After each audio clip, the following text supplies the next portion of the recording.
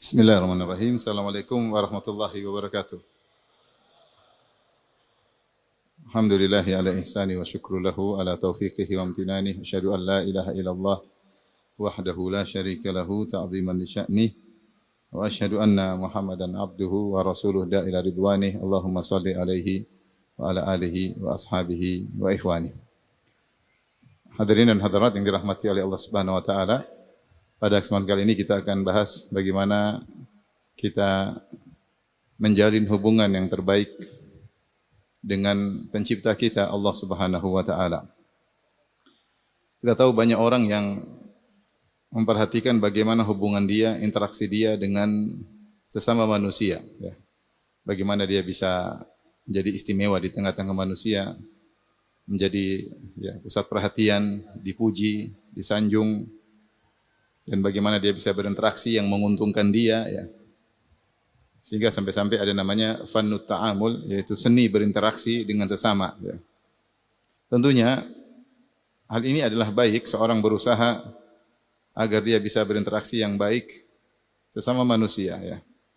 Dan Rasulullah SAW juga mengajarkan hal ini dengan dalam banyak hadis-hadisnya. Bagaimana seorang berinteraksi dengan orang tuanya, dengan istrinya, dengan anaknya, dengan tetangganya, dengan kawannya, ya. Dan ini tentu hal yang baik jika diniatkan karena Allah Subhanahu wa taala. Tetapi yang lebih baik daripada itu, yang lebih penting, bagaimana interaksi kita dengan Allah Subhanahu wa taala. Bagaimana hubungan kita dengan Allah Subhanahu wa taala. Karena siapa yang interaksinya dengan Allah, hubungannya baik, maka sungguhnya Allah akan memudahkan dia untuk bisa menjalin hubungan baik dengan sesama manusia. Inilah wasiat yang sering disampaikan oleh para salaf. Di antaranya diriwayatkan dari Imam kota Mekah di zamannya, yaitu Sufyan ibn Uyainah rahimahullahu ta'ala. Beliau berkata, "Kanal ulama'u fima madha yaktubu ba'duhum ila ba'din ha'ula'il kalimat." Dahulu para ulama saling mengirim surat di antara mereka, yaitu mengingatkan di antara mereka, dan mereka para ulama. Ini pembahasan di kalangan para ulama, bukan di kalangan orang awam. Mereka saling mengingatkan, dan mereka mengingatkan beberapa nasihat. Apa nasihat tersebut yang mereka saling mengingatkan? Bahkan mereka menulis surat satu dengan yang lainnya. Man aslaha sariratahu aslahullahu alaniyatahu.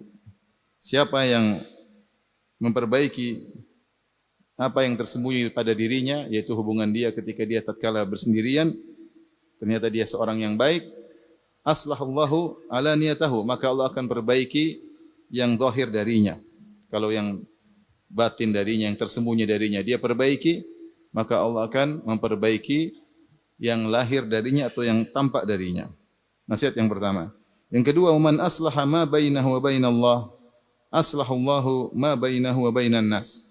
Siapa yang perbaiki hubungan antara dia dengan Allah Subhanahu wa taala, maka Allah akan buat baik hubungan antara dia dengan manusia. Dan ini yang kita bahas, ya. Memperbaiki hubungan kita dengan Allah Subhanahu wa taala, maka niscaya Allah akan memperbaiki hubungan dia dengan manusia. Yang ketiga, wa man amila li akhiratihi kafahullahu amra dunyahu. Siapa yang beramal untuk akhiratnya, niscaya Allah akan mencukupkan perkara dunianya. Hadis ini, riwayat ini diriwayatkan oleh Ibnu Abi Dunya dalam Kitab Al-Ikhlas, dan juga disebutkan oleh Ibn Taimiyah dalam Majmu' Al-Fatawa. Ini adalah wasiat yang dulu diperhatikan oleh para salaf. Bukan di kalangan orang awam di antara mereka, bahkan di kalangan para ulama.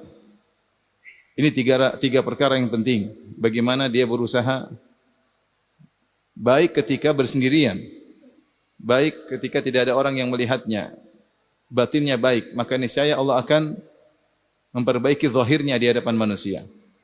Yang kedua, siapa yang memperbaiki hubungan dia dengan Allah, maka Allah akan perbaiki hubungan dia dengan manusia. Dan yang ketiga adalah siapa yang beramal untuk akhiratnya, kegiatan kesehariannya, aktivitasnya, pekerjaannya, dia keluar rumah sampai balik lagi hanya untuk akhirat, hanya untuk Allah, maka Allah akan cukupkan urusan dunianya. Ini wasiat yang agung yang diwasiatkan di kalangan para salaf. Maka mungkin orang bertanya kepada kita, bagaimana hubunganmu dengan orang tuamu? Ya, kita mungkin bisa jawab, ya. Dan kita berusaha jawab dengan jawaban yang baik. Mungkin ada yang bertanya juga, bagaimana interaksimu dengan istrimu? Ya, masing-masing punya jawaban. Bagaimana interaksimu dengan kakak adikmu? Masing-masing punya jawaban. Yang lebih penting daripada itu semua pertanyaan, bagaimana interaksimu dengan Allah Subhanahu wa taala? Bagaimana keterkaitanmu antara engkau dengan Allah? Bagaimana hubungan batinmu antara engkau dengan penciptamu yang menentukan kebahagiaanmu atau penderitaanmu, yang menentukan ya bagaimana ya apakah engkau hidup dengan tentram atau dengan sengsara? Yang menentukan rezekimu Allah Subhanahu wa taala. Maka sungguh menakjubkan kalau ada seorang kemudian dia perhatian terkait interaksi sama manusia luar biasa, tapi ternyata interaksi antara dia dengan Allah tidak dia pedulikan sama sekali. Masya Allah, kalau ketemu orang murah senyum, kalau ada yang datang maka dia mudah untuk membantu, ringan tangan, ya. Kalau dengan istrinya Masya Allah, ya, dengan orang tuanya Masya Allah, dengan tetangganya, tapi ternyata hubungan dia dengan Allah tidak baik. Ini adalah hal yang sungguh merugikan orang tersebut. Maka kita semua malam ini berusaha untuk belajar memperbaiki hubungan kita dengan Allah Subhanahu wa taala, agar hidup kita tentram di dunia, terlebih lagi di alam barzakh, terlebih lagi di akhirat kelak.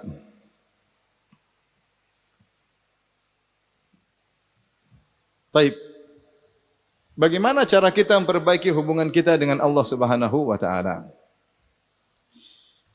Intisari dari agar kita bisa memperbaiki hubungan kita dengan Allah, yaitu bagaimana kita bisa bertauhid dengan tauhid yang benar dan ikhlas dengan ikhlas yang benar. Karena kalau kita bertauhid, maka apapun yang kita lakukan karena Allah Subhanahu wa taala. Kalau kita ikhlas, apa yang kita lakukan semuanya demi mencari perhatian Allah Subhanahu wa taala. Kalau saya boleh kasih judul kajian kita malam ini, saya mungkin kasih judul bagaimana cari muka sama Allah Subhanahu wa taala. Kalau saya boleh kasih judul dengan judul yang mungkin mudah dipahami. Kita terbiasa cari muka sama manusia, cari muka sama kerabat, cari muka sama tetangga, cari muka sama publik, ya. Cari muka sama masyarakat. Sekarang kita belajar gimana cari muka sama Allah Subhanahu wa taala. Bagaimana Allah lebih perhatian kepada kita sehingga hubungan kita semakin baik, ya. Kalau hubungan kita baik, Allah lebih perhatian sama kita. Nah, ini yang mau kita bahas. Gimana cara yang tepat agar kita bisa cari perhatian Allah Subhanahu wa taala. Karena kalau orang sudah hubungannya kuat dengan Allah, selalu dia ingat Allah Subhanahu wa taala. Selalu dia ingat Allah Subhanahu. Apapun yang dia alami, selalu sandarannya adalah Allah Subhanahu wa taala. Karena hubungannya kuat. Hubungan kuat, dia selalu husnuzan kepada Allah Subhanahu. Ini di antara buah dampak baik kalau kita punya hubungan baik dengan Allah Subhanahu wa taala. Setiap ada permasalahan, setiap ada problem, bahkan setiap ada keberhasilan, selalu kita sandarkan kepada Allah Subhanahu wa taala. Sebagai contoh, Allah menyebutkan tentang kisah Nabi Musa alaihissalam. Nabi Musa yang hubungannya dengan Allah sangat kuat. Sehingga setiap ada problem dia selalu ingat Allah Subhanahu wa taala. Allah sebutkan dalam surat Al-Qasas ketika terjadi apa yang terjadi ketika ada seorang dari Bani Israel bertengkar dengan seorang dari pengikut Fir'aun, maka akhirnya pengikut dari Bani Israel yaitu sekampung dengan Musa, seras dengan Nabi Musa, maka dia minta tolong, ya. Dia minta tolong kepada Nabi Musa. Kata Allah, "Fastaghathahu alladhi min syi'ati alladhi min aduwwihi." Maka orang yang dari golongan Musa minta tolong kepada Musa alaihissalam untuk melawan orang dari golongan musuhnya, itu dari Fir'aun. Fawakazahu Musa faqadha alaihi. Maka Nabi Musa pun mukulnya, akhir orang itu pun meninggal dunia. Situ Nabi Musa langsung ketika dia salah, langsung dia ingat Allah Subhanahu wa taala. Allah abadikan. Ketika Allah berkata, Fawakazahu Musa faqadha alaih. Nabi Musa memukul dia tidak bermaksud untuk membunuhnya. Tapi Musa alaihissalam terlalu kuat orangnya. Terlalu kuat ya. Makanya disebutkan dalam kisah ketika beliau alaihissalam mandi, kemudian dia taruh bajunya di atas batu, kemudian batunya pergi bawa bajunya, maka dia pun kejar batu tersebut. Dia berkata, ya hajar thawbi, wahai hajar batu, bajuku, jangan pergi. Namun batu tersebut tetap berjalan. Akhirnya Musa alaihissalam memukul batu tersebut, dia kejar, dia pukul dengan mungkin 6 atau 7 pukulan, sehingga nampak bekas pukulannya di batu. Luar biasa. Kapalan tangannya terbekas di batu. Kalau kita mukul batu, ada bekas batu di tangan kita ya. Maksudnya Nabi Musa sangat kuat. Dan para ulama mengatakan dia tidak bermaksud membunuh orang tersebut. Sehingga dia dikategorikan dosa kecil. Karena dia tidak sengaja. Dia tidak sengaja, ternyata orang tersebut meninggal. Tapi dia langsung bertobat ketika itu, kembali kepada Allah. Langsung dia berkata, ya, hadza min amali syaitan. Ini dari perbuatan syaitan. Innahu aduun mudhillun mubin. Sungguhnya adalah musuh dan penyesat yang nyata.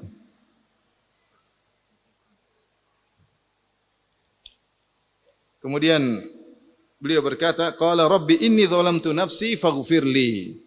Ya Rabbku, ampunilah dosaku. Sungguhnya aku telah menzalimi diriku, telah berbuat maksiat, kesalahan karena telah mengakibatkan orang tersebut mati, maka ampunilah aku. Kata Allah, faghfaralah.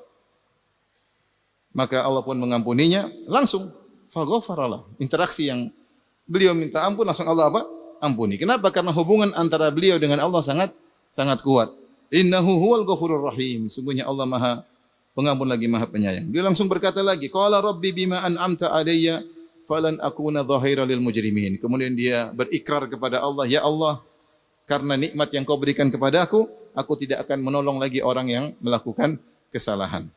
Tapi akhirnya Nabi Musa ketahuan telah membunuh anak buah Fir'aun, maka dia pun dijadikan buronan oleh Fir'aun dan bala tentaranya. Mereka ingin cari Musa untuk dibunuh. Ya. Maka datanglah seorang beri nasihat kepada Nabi Musa dengan berkata, ya Musa, innal mala'a ya'tamiruna bika liyaqtuluk fakhruj inni laka minan nasihin. Wahai Musa, sungguhnya orang-orang telah bermusyawarah, bersepakat untuk membunuhmu. Kaburlah dari negeri ini. Sungguhnya aku beri nasihat kepada engkau. Ketika dia kabur, kata Allah, fakharaja minha khaifan yataraqqab. Maka dia keluar dengan ketakutan. Karena ini dia masih di areal Mesir, dan areal Mesir seluruhnya kekuasaan Fir'aun dan anak buah Fir'aun di mana-mana. Dia taraqqab, dia menanti-nanti, bisa saja keburukan menimpanya kapan-kapan saja. Makanya ya taraqqab, sambil menanti-nanti, siapa tahu ada keburukan menimpanya. Lantas dia berkata, qala rabbi najjini minal qaumidz zalimin. Langsung berdoa kepada Allah. Ya Allah, selamatkanlah aku dari orang-orang yang zalim. Jadi kalau hubungan dengan Allah kuat, sedikit-sedikit ada apapun segera kembali kepada siapa? Kepada Allah Subhanahu wa taala. Kemudian dia pun berjalan, ya. Walamma tawajjaha tilqa'a Madyan, maka dia meninggalkan Mesir menuju Madyan. Kalau di peta Mesir ke Madyan itu sangat jauh. Mesir di benua Afrika, Madyan di benua Asia. Ada khilaf, Madyan tempatnya di mana? Ada yang mengatakan di Yordan, ada yang mengatakan di Tabuk. Intinya benua lain. Maka dia berjalan ratusan kilo. Maka dia berkata, asa rabbi ayyahdiyani sawa as-sabil. Semoga Allah menunjukkan kepadaku jalan yang tepat. Subhanallah. Berdoa lagi kepada Allah Subhanahu wa taala. Akhirnya Allah sampaikan dia ke negeri Madyan. Ketika sampai negeri Madyan, dia mendatangi ada sumur. Ternyata banyak orang-orang yang ambil air. Ternyata ada dua wanita yang tidak mengambil air. Maka Musa datang kepada dua wanita tersebut. Dia kasihan. Dia mengatakan, ma khotbukuma, kenapa kalian tidak ambil air bersama mereka? Qalata la nasqi hatta yusdirar ri'a wa abuna syaikhun kabir. Kami tidak bisa ambil air sampai orang-orang semua pergi. Sebenarnya ayah kami yang tugasnya ngambil air, kerjaan lelaki, tapi ayah kami sudah tua. Kata Allah, fasaqalahuma. Ya. Maka Musa pun mengambil air untuk mereka berdua. Tsumma tawalla ila dhil, dan dia pun bernaung di bawah sebuah pohon karena dia kelaparan. Karena tadi dia kabur dari Mesir, tidak bawa bekal, langsung kabur. Tidak bawa bekal, tidak naik kendaraan, sampai disebutkan beliau makan daun-daun sampai nampak warna hijau di tubuhnya karena banyak daun yang beliau makan. Kemudian beliau di bawah naungan pohon beliau berkata, Rabbi inni lima anzalta ilayya min khairin faqir. Ya Allah, sungguh aku ini sangat fakir, sangat butuh akan kebaikan yang kau berikan kepadaku. Kembali lagi kepada siapa? Allah. Berdoa kepada Allah. Maka Allah kabulkan. Ternyata Nabi Musa lapar. Dalam sebagian riwayat, sebagian salaf menafsirkan Nabi Musa minta roti kepada Allah Subhanahu wa taala. Akhirnya benar diundang makan sama wanita yang ditolong tadi, maka datanglah wanita tersebut, faja'athu ihdahuma tamshi ala istihya, maka datanglah salah seorang wanita tersebut datang malu-malu, kemudian berkata, "Ya Musa, wahai Musa, sungguhnya ayahku mengundangmu, inna abi yad'uka liyajziyaka ajra ma saqaita lana." Sungguhnya ayahku mengundangmu untuk memberi ganjaran karena kau telah membantu kami mengambil air. Akhirnya Musa pun datang, kemudian ngobrol sama ayahnya. Akhirnya wanita ini tertarik dengan berkata, "Wahai ayahanda, istajirhu, jadikanlah Musa pekerja. Engkau kan sedang mencari tukang kebun. Inna khairu man istajarta al-qawiyul amin." Sebaik-baik orang yang kau jadikan pekerja adalah yang kuat dan amanah. Akhirnya ayahnya menawarkan pekerjaan. Qala inni uridu an unkihaka ihda badataina hataini ala an ta'juruni thamaniya hijaj. Wahai Musa, aku ingin menikahkan engkau. Bukan dikerjakan saja, tapi langsung dinikahkan. Ya. Mumpung ada orang soleh, kapan lagi dapat ketemu orang soleh? Sementara putri-putrinya masih jomblowati. Maka dia berkata, aku ingin nikahkan engkau dengan salah satu dari dua putriku ini. Dengan syarat kau jadi tukang kebun, ngurus kambing selama 8 tahun. Thamaniya hijaj. Fa in atmamta ashran famin indik. Kalau ternyata kau kerja sampai 10 tahun, terserah engkau. Wa ma uridu an asyqa alaik. Aku tidak ingin merepotkan engkau. Satajiduni insyaallahu minas salihin. Kau akan dapati aku orang yang baik. Jadi Musa kalau mau nikah sama putriku suruh kerja jadi tukang kebun berapa tahun? 8 tahun. Berat atau ringan? Berat atau ringan? Ringan ya. 8 tahun bayar mahar. Tapi Musa alaihissalam terima. Ya. Ini dalil bahwasanya akad pernikahan itu akad yang sakral. Sampai Musa rela menghabiskan waktunya 8 tahun, bahkan kata para ulama 10 tahun untuk membayar mahar tersebut. Kata Nabi Musa alaihissalam, qala dzalika baini wa bainak. Ini antara aku dengan engkau. Ayyamal ajalaini qadaitu fala udwana alai. Ya. Satajiduni insyaallah wallahu ala ma naqulu wakil. Kata Nabi Musa, mana yang saya lakukan, apakah 8 tahun atau 10 tahun, ya, maka itu terserah saya, ya. Kemudian kata Nabi Musa, wallahu ala ma naqulu wakil. Allah yang menjadi saksi, menjadi perwakilan atau tempat kita bersandar atas apa yang kita sepakati. Kembalikan lagi kepada siapa? Allah Subhanahu wa taala. Demikianlah seorang yang hubungannya baik dengan Allah Subhanahu wa taala, dalam masalah apapun selalu Allah. Kenapa dia bisa demikian? Karena dia sangat mudah husnudzon kepada Allah Subhanahu wa taala. Karena selama ini hubungan dia dengan baik dengan Allah Subhanahu wa taala. Lain halnya ketika seorang hubungannya tidak baik, maka sangat sulit dia berhusnudzon kepada Allah Subhanahu wa taala. Ini dijelaskan oleh Ibnu Al-Qayyim dalam kitab Al-Jawabul Kafi. Kalau seorang tukang maksiat, ya, ketika bersendirian maksiat, jauh dari perintah-perintah Allah, semangat melakukan larangan-larangan Allah Subhanahu wa taala, apapun yang menimpanya, dia sulit mengatakan saya serahkan kepada Allah. Saya serahkan, susah. Karena dia tahu hubungan dia dengan Allah tidak baik. Sehingga dia senantiasa suudzon. Jangan-jangan begini, kayaknya nasib saya begini, kayaknya tidak ada solusi, kayaknya semua solusi tertutup, tidak ada jalan keluar, selalu suudzon. Sehingga dia stres, sehingga dia hidupnya susah. Kenapa? Karena tidak ada tempat bersandar. Bagaimana yang bersandar kepada Allah sementara hubungan dia dengan Allah buruk? Maka di antara faedah utama seorang ketika hubungan dengan Allah baik, maka dia mudah bersandar kepada Allah Subhanahu wa taala. Ibarat kita enggak usah bicara Allah. Walillahil matsalul a'la. Allah memiliki perumpamaan yang tinggi. Kalau misalnya kita tinggal suatu kota, kita punya hubungan baik dengan gubernur atau bupati kota tersebut. Kita gampang kapan-kapan kita bisa kontak. Dia kenal saya baik kok. Oh, tenang. Ada masalah? Tenang. Saya bisa apa? Telepon. Tenang. Karena hubungan kita baik dengan kepala daerah tersebut. Bagaimana lagi ketika yang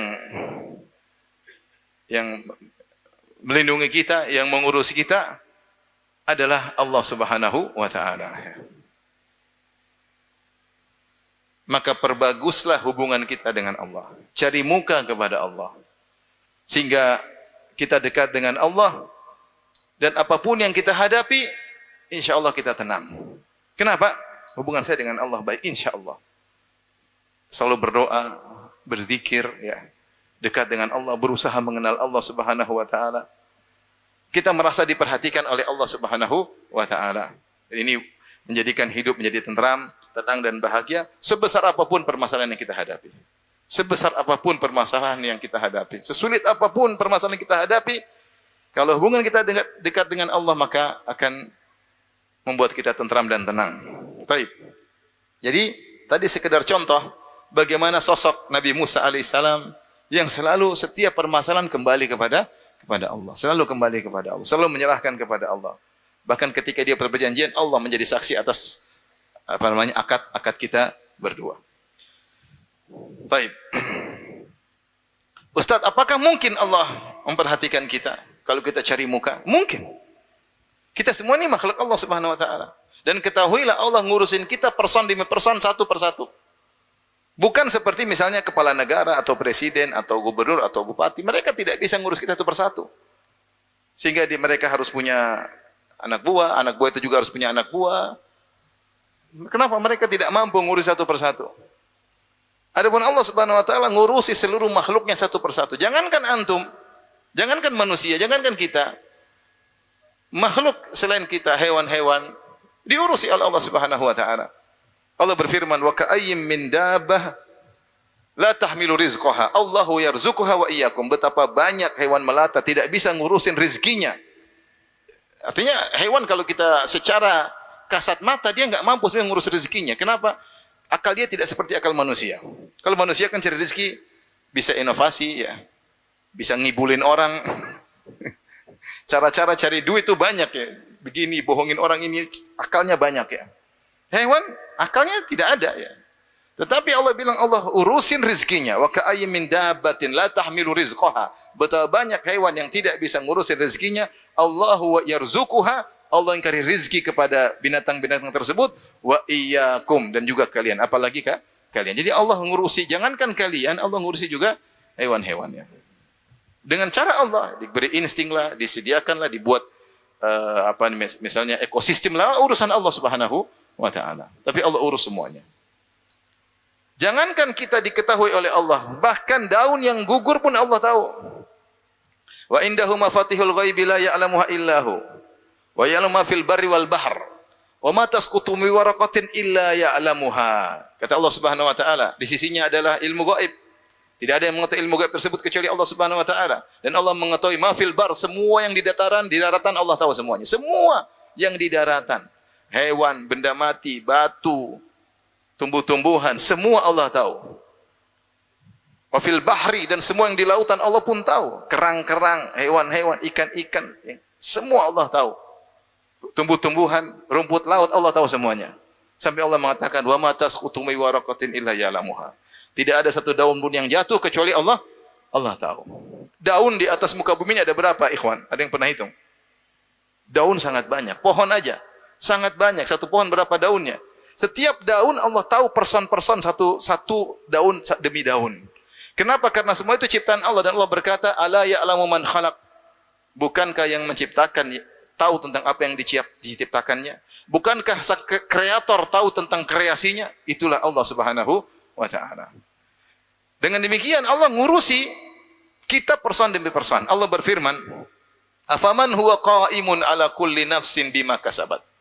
Apakah sama seperti Allah Subhanahu wa taala yang mengurusi qa'imun ala kulli nafsin, mengurusi setiap jiwa atas apa yang dia lakukan. Allah mengurusi satu demi satu. Kita ini diurus satu demi satu. Apa kata Al-Baghawi? Ai hafidhuha wa raziquha wa alimun biha wa mujaziha bima amilat. Allah yang menjaga setiap jiwa, Allah yang memberi rezeki setiap jiwa, Allah yang ngerti tetap setiap jiwa, dan Allah akan memberi balasan baik atau buruk bagi setiap setiap jiwa. Ini perkataan Al-Baghawi dalam tafsirnya. Kemudian juga Ibnu Asyur dalam tafsirnya Tahrir wa Tanwir dia berkata, mutawalliha wa mudabbiruha fi jami'i syu'uniha fil khalqi wal ajali wal rizqi wal alimu bi ahwaliha wa amaliha. Dialah Allah Subhanahu wa taala yang mengurusin setiap jiwa, yang mengaturnya dalam segala urusannya, baik dalam penciptaannya, penentuan ajalnya, rezekinya, dan Allah tahu kondisi seluruh kondisinya, dan Allah tahu seluruh amal perbuatannya. Jadi Allah mengurusi satu demi satu. Saya beberapa waktu yang lalu, ada orang awam tanya sama saya, Ustaz, saya ditanya sama orang, kamu ngapain berdoa terus? Allah belum tentu dengar doamu, Allah belum tentu ngurusin kamu. Kamu siapa? Subhanallah. Bikin orang juga akhirnya enggak mau apa? Berdoa. Iya, emang saya siapa ya? Ya, saya ciptaan Allah. Saya bilang itu salah. Karena Allah ngurusin kita satu demi satu. Allah mengetahui makhluknya satu demi satu. Beda dengan saya kata di para penguasa. Para penguasa, pemimpin dosa penguasa, pemilik perusahaan. Dia punya anak buah 10.000. Dia enggak bisa ngurus satu demi satu. Enggak bisa mendengar curhatan 10.000 orang tersebut. Mau mendengar. Tapi kalau demo, dia kabur. Dia butuh direksi butuh ini. Dan dia hanya bisa mendengar sebagian dari curhatan mereka. Itu kalau manusia yang penuh banyak keterbatasan.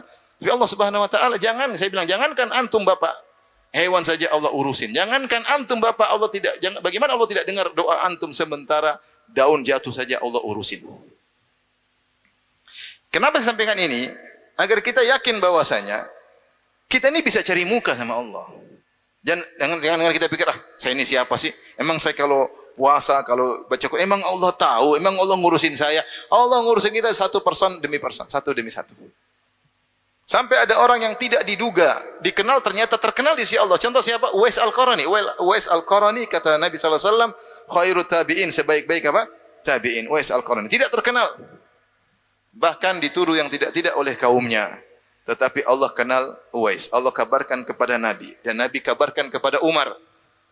Kata Nabi kepada Umar, wahai Umar, akan ada seorang dari pasukan Yaman namanya Uwais. Dari Qaran, dari Murad. Carilah dia. Kalau kau ketemu dia, minta agar dia doakan engkau agar kau diampuni oleh Allah Subhanahu wa taala. Sungguhnya dia dulu punya penyakit baros di sekujur tubuhnya. Kemudian dia berdoa, maka disembuhkan kecuali seukuran dirham di bagian perutnya. Dan dia punya ibu dan dia berbakti. Subhanallah. Akhirnya Umar, setelah wafatnya Nabi, Umar jadi khalifah. Idza jaa amdad min ahli Yaman. Kalau ada pasukan datang dari Yaman, pasukan tambahan untuk berjihad, maka Umar tanya, afikum Uwais?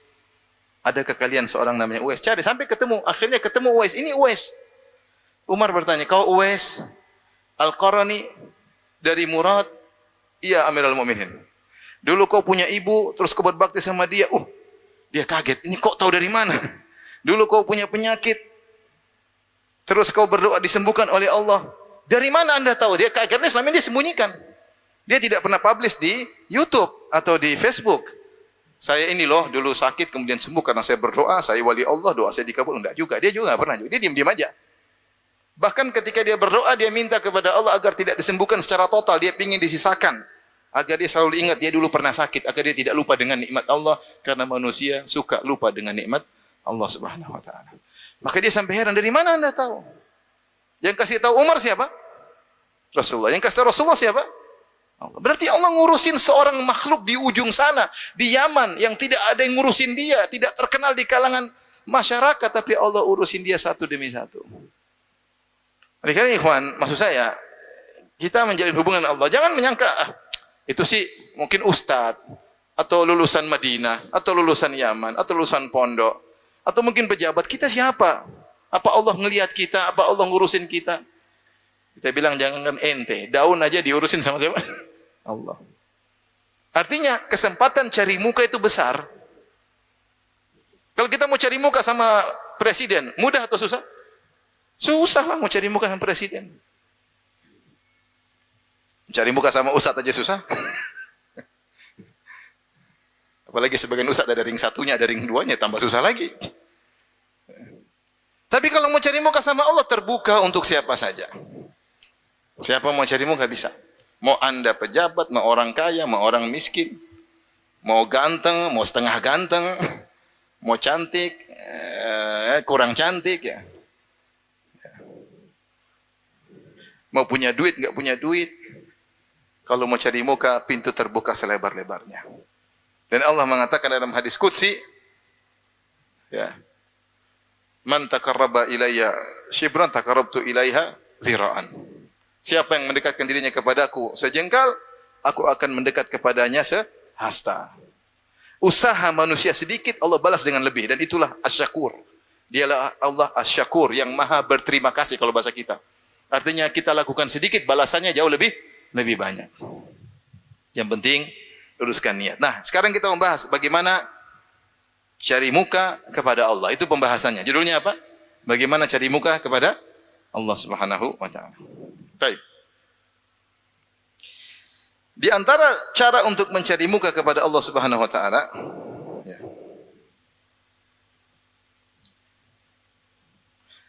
adalah salat malam. Salat malam, ya. Makanya Rasulullah SAW ketika berdakwah di kota Madinah, kata Abdullah bin Salam radhiyallahu anhu, "Awwalu kalamin sami'tuhu minan Nabi sallallahu alaihi wasallam." Dakwah pertama kali yang saya dengar Rasulullah serukan ketika Nabi pertama kali masuk kota Madinah, saya dengar pertama kali. Rasulullah berkata, "Ya ayuhan nas, afshus salam wa at'imut ta'am, wasilul arham, wa sallu bil-lail wa nasun niyam, tadkhul jannata bisalam." Wahai manusia sekalian, tebarkanlah salam, akhlak. Wa at'imut ta'am, berilah makanan, bagi-bagi makanan. Wasilul arham, sambunglah silaturahmi. Kemudian di akhir kata Nabi, wasallu bil-lail wan nasu niyamin. Salatlah di malam hari sementara orang-orang sedang tidur pulas. Cari muka. Sudah tidak ada kesempatan untuk cari muka kepada manusia karena yang mau dicari mukai sedang tidur. Saatnya cari muka kepada Allah Subhanahu wa taala. Ya. Saatnya cari muka kepada Allah. Orang-orang sedang tidur, kata Nabi, sallu bil-lail, salat di malam hari, wan nasu niyam, sementara orang-orang sedang tidur. Tadkhulul jannata bisalam, kalian akan masuk surga dengan penuh keselamatan. Ini salah satu cara cari muka. Kata Allah, tatajafa junubuhum anil madhaji'. Lambung mereka jauh dari tempat tidur. Kenapa? Yad'una rabbahum khaufan wa tama'a, sedang beribadah, sedang berdoa, sedang salat. Tapi jangan bangun terus bikin status, alhamdulillah lagi salat malam. Bismillahirrahmanirrahim. Alhamdulillah, salatu wassalamu ala Rasulillah wa ala alihi wa ashabihi wa mawalah. Hadirin dan hadirat yang dirahmati Allah Subhanahu wa taala, kita lanjutkan pembahasan kita tentang bagaimana cara mencari muka kepada Allah Subhanahu wa taala. Telah kita sebutkan di antara cara pertama adalah dengan salat malam, karena ketika itu orang-orang sedang pada tidur. Kemudian kita cari muka, kita bangun untuk mengharapkan ridha Allah Subhanahu wa taala. Dan orang seperti ini sangat diperhatikan oleh Allah Subhanahu wa taala. Makanya ketika Allah menceritakan tentang orang kafir, Allah bandingkan dengan orang beriman, yang Allah contohkan orang yang salat malam. Dalam surat Az-Zumar, kata Allah Subhanahu wa taala, "Amman huwa qanitun ana al-laili sajida wa qa'iman yahdharul akhirah wa yarju rahmata rabbih. Qul hal yastawi alladhina ya'lamuna wal ladzina la ya'lamun." Setelah Allah sebut tentang orang kafir sebelumnya, Allah katakan, apakah sama dengan orang mukmin yang bangun malam, berdiri, sujud, yang takut dengan akhirat dan berharap rahmat Allah Subhanahu wa taala. Kemudian Allah tutup lagi, apakah sama orang berilmu dengan orang tidak berilmu? Jawabannya tidak sama. Yang Allah contohkan untuk dijadikan komparasi antara orang kafir, orang beriman, orang mukmin, yang Allah contohkan orang yang salat malam, yang sedang cari muka kepada Allah Subhanahu wa taala. Kemudian Allah akhirkan di akhir bagian ayat tersebut, Allah komparasi lagi antara orang berilmu dengan orang tidak berilmu. Maka di antara cara termudah untuk mencari perhatian Allah adalah bangun malam ketika orang sedang tidur. Terlebih lagi jika setelah salat malam kemudian diakhiri dengan istighfar. Allah berfirman, "Wabil ashari hum yastaghfirun." Dan di waktu sahur mereka beristighfar. Allah berfirman dalam ayat yang lain, "Wal mustaghfirina bil ashar." Dan orang-orang yang beristighfar di waktu sahur. Ahli tafsir mengatakan, yaitu setelah mereka salat malam, mereka beristighfar. Mereka beristighfar, ya, mereka sadar bahwasanya usaha mereka ini tidak ada bandingannya dengan keagungan Allah Subhanahu wa taala. Maka mereka minta ampun Padahal mereka telah salat malam dan bermunajat kepada Allah Subhanahu wa taala. Terlebih lagi sepertiga malam yang terakhir di mana Allah memotivasi hambanya untuk cari muka. Kata Nabi sallallahu alaihi wasallam, "Yanzilu Rabbuna tabaraka wa ta'ala hina yabqa thuluthul akhir minal lail." Sungguhnya Rabb kita turun ke langit dunia ketika tinggal tersisa sepertiga malam yang terakhir. Fayaqul, lantas Allah berkata, "Hal min mustaghfirin fa'aghfirullah." Adakah yang minta ampun, beristighfar, maka akan aku ampuni dia. Hal min sa'ilin fa'utiyasulah. Adakah yang mohon akan aku kabulkan permintaannya. Hal min da'in fa'astajiba lahu. Adakah yang berdoa akan aku kabulkan doanya. Bayangkan di sepertiga malam terakhir Allah mendekat turun ke langit dunia mencari hamba-hambanya, terus antum bangun cari muka sama Allah Subhanahu wa taala. Ini adalah kenikmatan yang luar biasa yang Allah berikan kepada seorang hamba ketika Allah beri taufik kepadanya untuk bisa bangun malam bermunajat kepada Allah sementara orang-orang di sekitarnya sedang tidur pulas. Taib yang berikutnya di antara cara untuk mencari perhatian kepada Allah Subhanahu wa taala adalah dengan banyak berzikir kepada Allah Subhanahu wa taala. Banyak berzikir, banyak ingat Allah. Karena Allah mengatakan, "Fadhkuruni adzkurkum." Ingatlah aku akan ingat kalian. Jadi kalau kita ingin diingat-ingat, disebut-sebut Allah secara spesifik, maka berzikir kepada Allah Subhanahu wa taala. Kita cari muka kepada Allah agar kita disebut-sebut Allah dengan banyak berzikir kepada Allah. Fadhkuruni. Zikirlah kepadaku, azkurkum, aku akan menyebutmu. Dalam hadis yang sahih kata Nabi sallallahu alaihi wasallam, wa ana ma'ahu, kata Allah dalam hadis qudsi, wa ana ma'ahu hina yadhkuruni. Aku senantiasa bersamanya jika dia berzikir kepadaku, jika dia mengingatku. Fa in dzakarani fi nafsihi dzakartuhu fi nafsi. Kalau dia mengingatku dalam jiwanya, aku akan mengingatnya pada jiwaku. Wa in dzakarani fi mala'in, kalau dia berzikir kepadaku di hadapan sekelompok orang, dzakartu fi mala'in khairin, maka aku akan menyebutnya di depan golongan yang lebih baik, itu golongan para malaikat. Ini di antara cara agar kita diperhatikan secara khusus oleh Allah Subhanahu wa taala, sering berzikir kepada Allah. Ini ibadah yang sangat mudah, cuma kita malas melakukannya. Apa susahnya kita berkata subhanallah walhamdulillah wala ilaha illallah wallahu akbar? Apa susahnya kita berkata la haula wala quwata illa billah? Apa susahnya kita berkata astaghfirullah astagfirullah astagfirullah astagfirullah? Apa susahnya kita berkata ya subhanallah bihamdi subhanallah azim subhanallah bihamdi subhanallah azim? Apa susahnya? Apa susahnya kita subhanallah subhanallah subhanallah? Cuma kita tidak melakukannya. Oleh karenanya ketika seorang minta wasiat kepada Nabi sallallahu alaihi wasallam, Rasulullah SAW berkata, "La yazalu lisanuka ratban min dzikrillah." Senantiasa lisanmu basah dengan berzikir kepada Allah. Maka saya nasihat diri saya pribadi dan juga kepada hadirin hadirat agar tidak buang-buang waktu kalau kita lagi sendirian, lagi naik motor, lagi naik kendaraan. Jangan lupa kita berzikir, astagfirullah, astagfirullah, astagfirullah. Bisa enggak sambil masak, sambil istighfar? Bisa. Astagfirullah, astagfirullah, bisa. Bisa enggak nyetir sambil istighfar? Bisa. Astagfirullah, astagfirullah. Apalagi pas lihat astagfirullah. Astagfirullah. Jangan alhamdulillah. Bisa. Bisa. Bisa. Artinya kita bisa nyambi sambil beraktivitas zikir kepada Allah. Ibadah yang sangat pahalanya banyak. Setiap kita ingat Allah, yakin Allah ingat kita. Secara spesifik. Ini di antara cara cari muka kepada Allah Subhanahu wa taala. Kemudian di antara cara cari muka kepada Allah Subhanahu wa taala adalah tadabbur, baca Al-Qur'an tapi dengan tadabbur. Dengan tadabbur. Kita sekarang mulai progres dalam membaca Al-Qur'an. Mungkin kita sering baca Quran tanpa tadabbur, sekarang kita berusaha baca Al-Qur'an dengan apa? Tadabbur. Berusaha kita mencari tahu apa sih maunya Allah kirim surat kepada kita melalui nabinya. Ayat ini maksudnya apa? Apa di balik ini ada rahasia apa? Surat ini kandungannya apa? Kita mulai baca. Mulai kita menggelitik jiwa kita untuk mencari tahu. Untuk mencari tahu. Ya.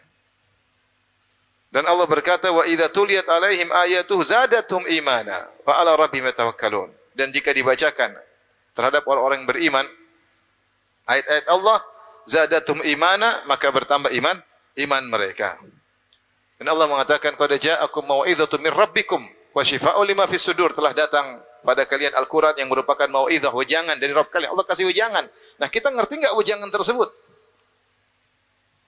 Ini mau tidak mau kita baca dengan tadabbur, pelan-pelan memahami maknanya. Itu di antara ya cara mudah kita untuk dekat dengan Allah Subhanahu wa taala. Makanya sebenarnya Allah mengatakan, siapa yang ingin seakan-akan diajak bicara oleh Allah, baca Al-Quran. Karena semua Al-Quran isinya firman Allah. Seakan-akan kita sedang diajak bicara oleh Allah. Dan siapa yang ingin berbicara dengan Allah, salat. Siapa yang ingin berbicara dengan Allah, maka salat. Islam mudah, mau connecting dengan Allah mudah. Connecting langsung salat. Mau seperti seakan-akan kita sedang diajak bicara oleh Allah, baca Al-Quran. Semua isinya adalah firman Allah. Kita berusaha, maksud Allah ini, surat ini bicara dengan kita menyampaikan. Karena semua Al-Quran ditujukan kepada hamba-hambanya. Ini maksudnya apa? Ya, maksudnya apa? Ya. Maka baca Al-Quran dengan tadabbur, maka wasilah paling utama untuk mengetahui apa sih yang Allah inginkan dari kita. Sampai menurunkan surat-surat tersebut. Maka sisihkan waktu baca Al-Quran dengan tadabbur, sisihkan waktu dengar tafsir, kajian-kajian tafsir, baca tafsir. Selain kita baca, kita juga berusaha mentadabburi. Tapi di antara cara mencari muka kepada Allah, memperbanyak amalan-amalan sunnah.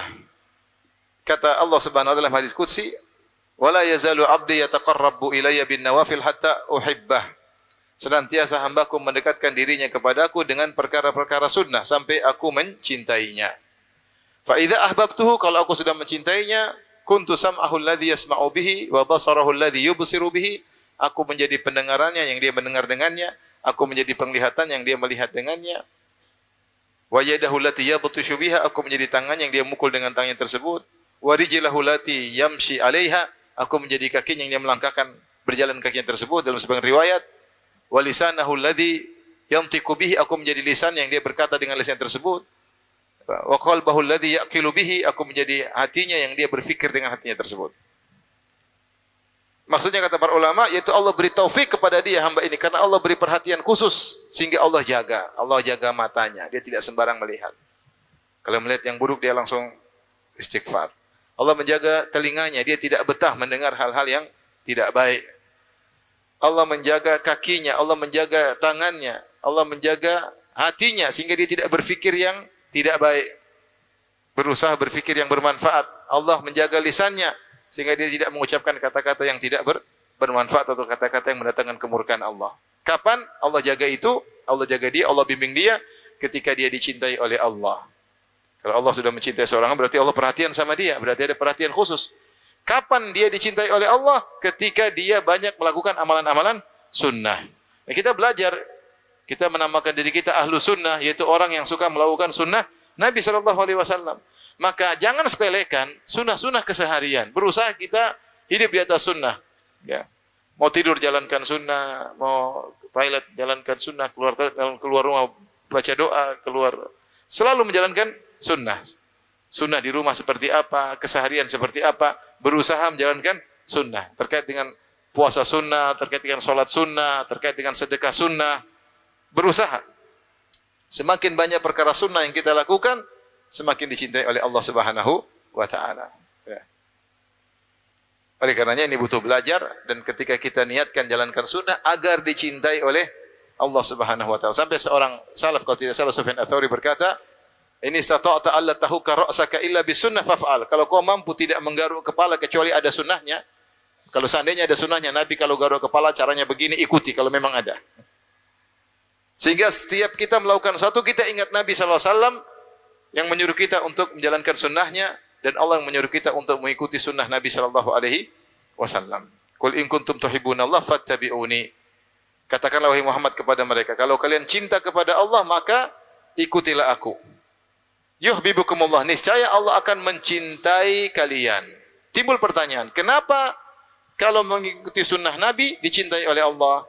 Jawabannya mudah. Karena yang paling tahu apa yang dicintai oleh Allah adalah Nabi Muhammad sallallahu alaihi wasallam. Yang paling tahu apa yang dicintai oleh Allah adalah Nabi sallallahu alaihi wasallam. Ketika kita mengikuti sunnah Nabi, berarti kita melakukan apa yang dicintai oleh Allah. Kalau kita melakukan apa yang dicintai oleh Allah, maka Allah akan mencintai kita. Maka tidak usah sepelekan sunnah. Dalam segala hal, sunnah kita perhatikan dalam akhlak, dalam berpakaian, dalam adab.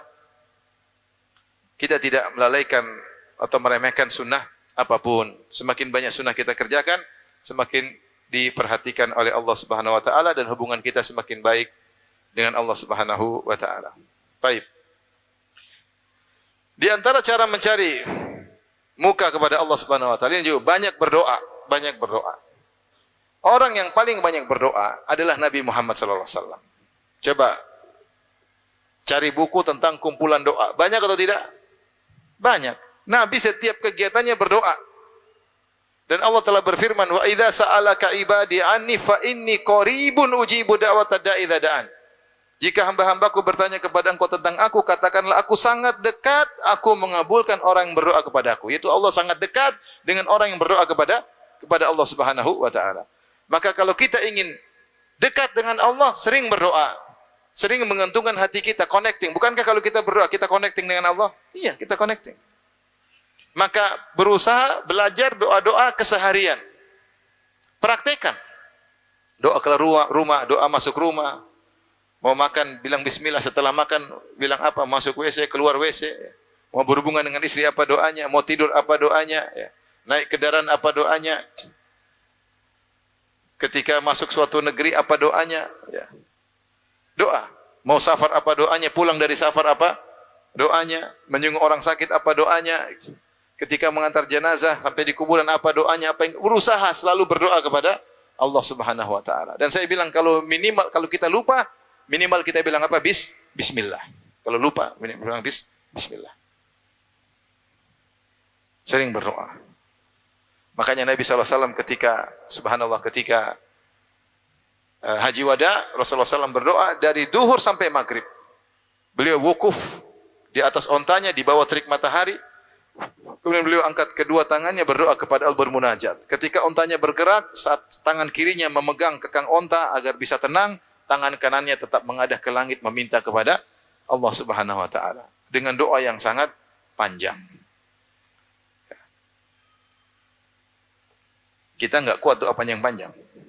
Berdoa 5 menit sudah habis. Ya Allah, utangi lunasan hutangku. Ya Allah, cepatkan jodohku. Ya Allah, selesai habis itu apalagi bingung. Padahal kebutuhan kita sangat-sangat banyak. Maka orang yang dekat dengan Allah yaitu orang yang senantiasa bersandar kepada Allah. Makanya Nabi mengatakan, "Ya Hayyu ya Qayyum, bi rahmatika astaghits, faslih li sya'ni kullahu wa la takilni ila nafsi tarfata ain." Wahai Zat yang Maha Hidup, yang Maha Qayyum, dengan rahmat-Mu aku mohon pertolongan kepadamu. Perbaiki segala urusanku, jangan biarkan aku bersandar kepada diriku meskipun sekejap mata. Jangan. Senantiasa kita connecting dengan Allah, berarti kita dekat. Senantiasa berdoa. Bismillah. Berdoa, tawakal kepada Allah Subhanahu wa taala. Ini menjadikan kita terasa dekat dengan Allah Subhanahu wa taala. Baik, di antara cara mencari muka kepada Allah Subhanahu wa taala, dan ini adalah al-khafi, yaitu khafa. Kata Nabi sallallahu alaihi wasallam, "Innallaha yuhibbul 'abda at-taqiyyal ghaniyyal khafi." Allah mencintai hamba yang bertakwa, yang al-ghani, al-khafi. Al-ghani yaitu maksudnya dia merasa cukup, al-khafi maksudnya dia tidak suka tampil. Agar fokus mencari muka kepada Allah, sebisa mungkin jangan suka tampil, kecuali dalam tampilanmu itu ada faedahnya. Karena sebagian orang memang harus tampil untuk beramar ma'ruf, bernahi mungkar, untuk berdakwah dia tampil. Tapi kalau sebisa mungkin tidak tampil, ada maslahat apalagi terkait dengan ibadah, jangan tampil. Karena tampil jadi pusat perhatian itu tidak mudah. Seorang tidak mudah mengatur hatinya. Ketika dia terbiasa berhadapan dengan jumhur, dengan publik, bisa jadi yang menjadi pusat perhatian dia bagaimana komentar publik. sehingga dia lupa dengan komentar Allah Subhanahu wa taala. Maka sebisa mungkin ya, jadi seorang yang khafi, yang tidak suka tampil. Yang tidak suka tampil. Tidak suka tampil bukan berarti main HP mulu, enggak. Maksudnya karena dia tidak tampil tersebut, dia terbiasa sendiri berkhalwat dengan Allah Subhanahu wa taala. Dia baca kitab, bayangkan sungguh indah seorang di pojok rumah baca kitab tafsir sambil minum kopi Pontianak. Indah. Enggak ada urusan dengan orang. WA dia matikan, dia baca sambil minum kopi. Di antara saya baca biografinya Syekh Abdurrahman bin Nasir Sa'di, gurunya Syekh Utsaimin, penulis kitab tafsir Sa'di, beliau kalau salat malam bawa qahwah. Jadi beliau salat malam sambil minum qahwah untuk menghilangkan rasa kantuk. Tidak ada masalah. Berusaha untuk tidak mendengar komentar orang gimana caranya sehingga kita terbiasa fokus kepada Allah Subhanahu wa taala. Baca Quran di pojokan, baca Quran sendiri, mana enggak ada yang tahu. Enggak usah bikin status lagi baca Quran, enggak usah. Enggak usah. Alhamdulillah sudah 1 juz, enggak usah juga, enggak usah. Berusaha kita enggak dengar komentar orang. Khafi. Sibuk ngurusin keluarga, ngurusin ibu, ngurusin bapak yang sedang sakit, ngambung silaturahmi, enggak ada yang tahu, kita sendiri. Karena Allah Subhanahu wa taala. Semakin kita sering cerita, kita semakin menunggu komentar orang sehingga kita tidak cari muka sama Allah tapi cari muka kepada manusia. Itu masalahnya kalau sering tampil. Sering publish. Allah suka dengan hamba yang tidak tampil. Lebih mudah ikhlas untuknya. Lebih mudah dia untuk mencari muka kepada Allah Subhanahu wa taala. Tampil itu enggak mudah. Untuk mau tampil aja harus keren, ini harus keren. Sudah cari muka, nanti kalau salah begini topinya miring, komentar orang. Jadi kalau di sendiri, yang penting penilaian Allah Subhanahu wa taala. Ya. Nanti kalau sudah terbiasa, seperti ketika Nabi menyebutkan tentang 7 golongan yang Allah naungi pada hari kiamat kelak, di antaranya yang terakhir Nabi berkata, rajulun dzakarallaha khalian fafadat ainah. Seorang tatkala bersendirian, tidak tampil di hadapan manusia, dia berzikir kemudian dia menangis. Berarti murni dia tidak menunggu komentar manusia. Dia sedang connecting dengan Allah. Dia ingat Allah, ingat keagungan Allah, ingat dosa-dosanya. Dia sedang connecting, kemudian dia menangis. Ini orang dimuliakan oleh Allah. Sampai kata Hafiz Ibnu Hajar rahimahullah dalam Fathul Bari, seandainya dia pun berzikir di hadapan banyak orang, kemudian dia menangis, namun dia mengkondisikan dirinya, karena dia sudah terbiasa seperti itu, dia tidak peduli dengan komentar manusia, maka sama saja. Maksudnya Ibnu Hajar mengatakan, jika dia sudah terbiasa seperti itu, di rumah bersendirian nangis, suatu saat dia lagi berzikir di hadapan manusia, tetap sama. Karena dia sudah terbiasa mencari muka kepada siapa? Allah. Tapi kalau di depan orang nangis, di rumah tidak pernah nangis, ini masalah. Ini masalah. Ya. Berarti dia nangis dulu, sebenarnya karena siapa dia nangis? Di luar aja depan orang nangis-nangis, di dalam rumah enggak nangis. Ini dia di rumah dia nangis. Dan suatu saat kalau dia ternyata di depan orang pun dia berzikir sambil nangis, ternyata dia ikhlas, dia bisa memfokuskan antara dia dengan Allah saja, maka sama hukumnya ketika dia sendiri.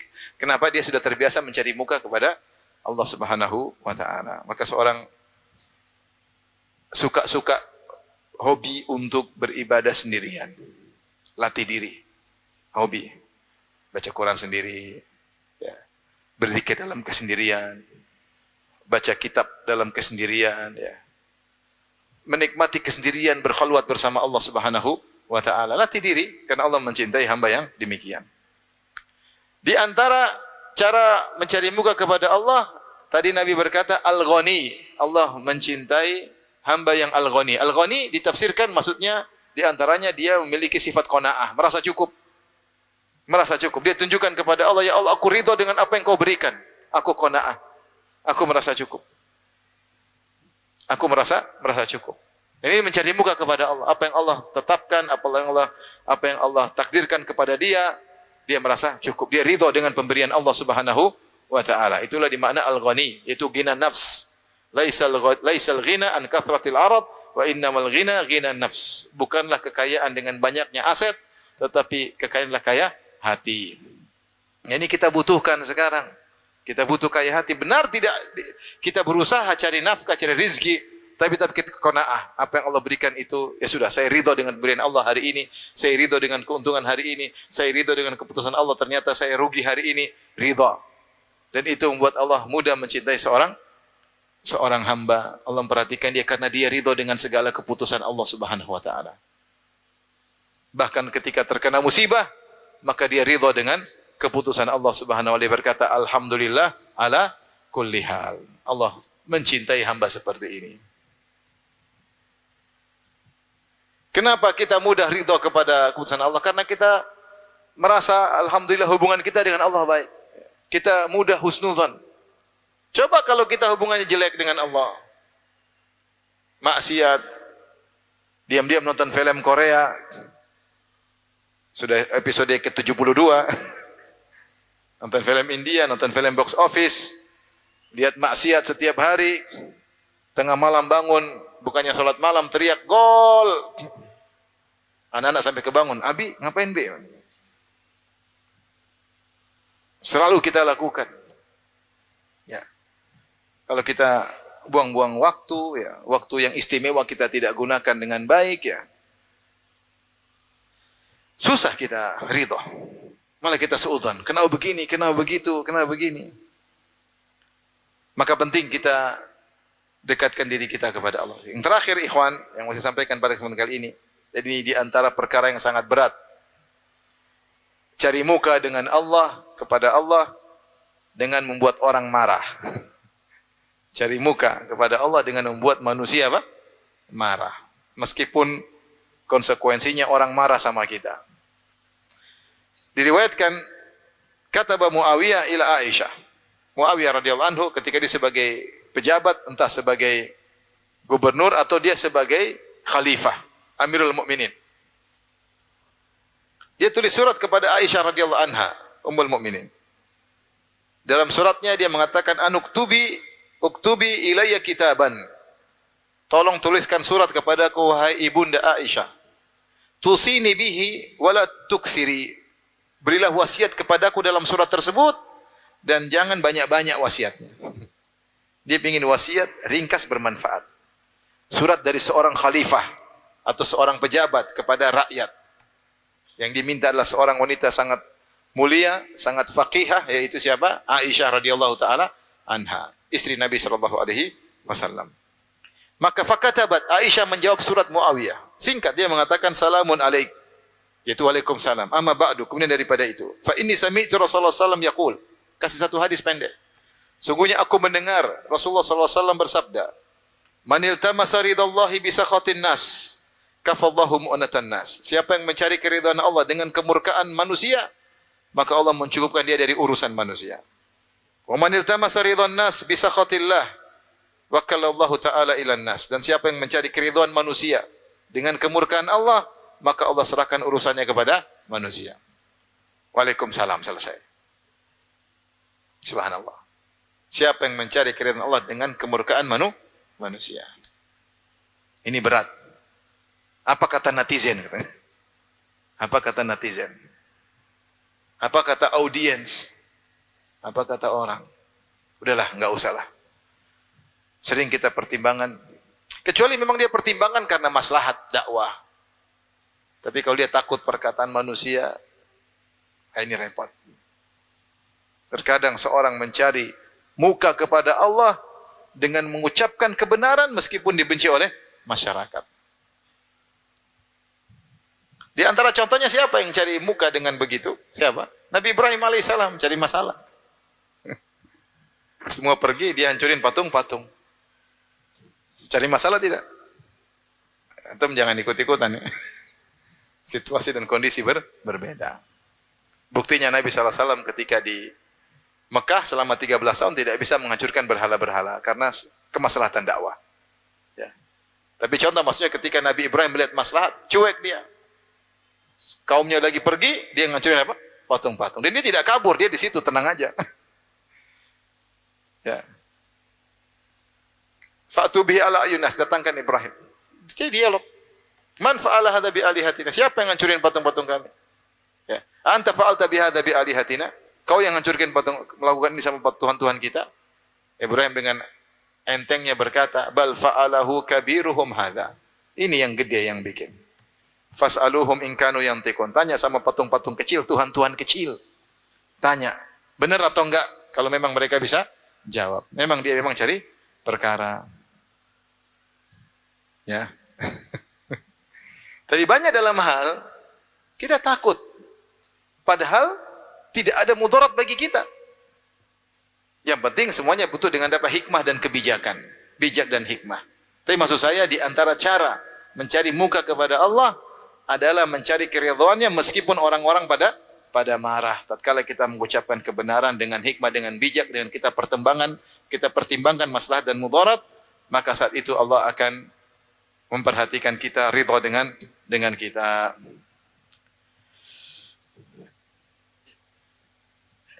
Ikhwan dan akhwat yang rahmati Allah Subhanahu wa taala, ini mungkin beberapa perkara yang cara kita mencari muka kepada Allah Subhanahu wa taala sehingga memperbaiki hubungan kita dengan Allah. Kalau hubungan kita baik dengan Allah Subhanahu wa taala, maka Allah akan perbaiki hubungan kita dengan manusia. Allah akan mudahkan urusan kita. Apapun yang kita hadapi, kita bisa tegar menghadapi segala keputusan Allah karena kita senantiasa berbaik sangka kepada Allah Subhanahu wa taala.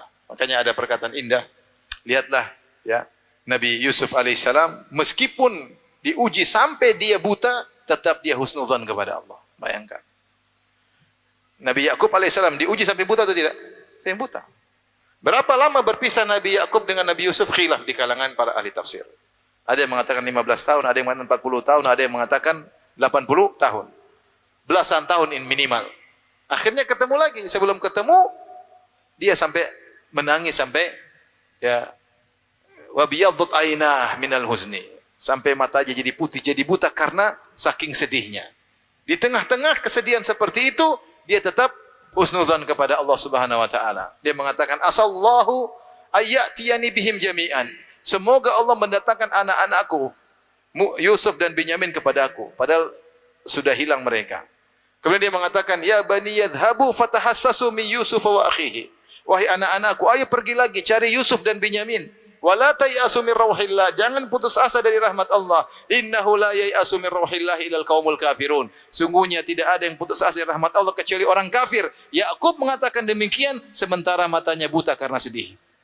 Tetap husnudzan kepada Allah. Kenapa bisa demikian? Karena hubungan dia dengan Allah sangat luar biasa. Wa a'lamu minallahi ma la ta'lamun. Dia berkata, wahai anak-anakku, aku tahu apa yang kalian tidak tahu. Aku punya hubungan khusus dengan siapa? Allah Subhanahu wa taala. Kata Allah, wa innahu ladzu ilmin lima 'allamna. Sungguh dia punya ilmu tentang apa yang kami ajarkan kepadanya. Allah muji Nabi Yakub alaihissalam. Demikian saja ikhwan dan akhwat rahmatillah Subhanahu wa taala. Semoga Allah memberikan ridhonya kepada kita semua. Semoga Allah mengampuni dosa-dosa kita. Semoga Allah menjadi kita orang yang bertakwa tatkala di depan masyarakat ataupun dalam kesendirian. Nas'aluka khasyataka fil ghaibi wasyahadah. Dan semoga Allah kumpulkan kita di surga kelak sebagaimana Allah kumpulkan kita di masjid yang mulia ini. Wallahu taala alam bisawab. Wallahu taala alam bisawab. Demikian saja yang saya sampaikan, kurang lebih saya mohon maaf. Wabillahi taufiq wal hidayah. Assalamualaikum warahmatullahi wabarakatuh.